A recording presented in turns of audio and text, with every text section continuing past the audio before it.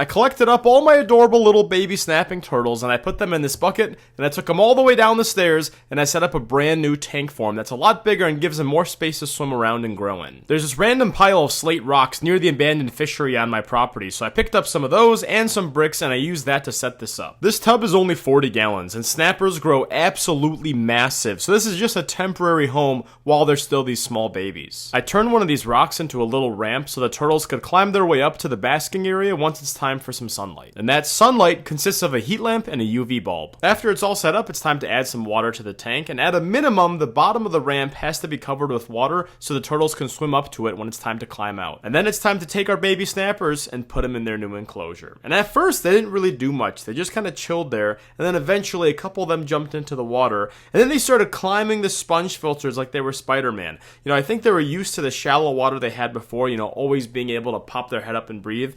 They weren't quite used to swimming yet. I actually kind of watched them learn how to swim. They had to learn how to wag their tails. Some of them just floated and waited there. But I was monitoring them to make sure that they actually could swim. I think it's pretty important that a turtle knows how to swim. Also, before I left them, I wanted to make sure they actually knew how to go to the dock and get out of the water. And after like a good 15 minutes, they realized they can swim over to that rock and just pull themselves out. So that was good to know.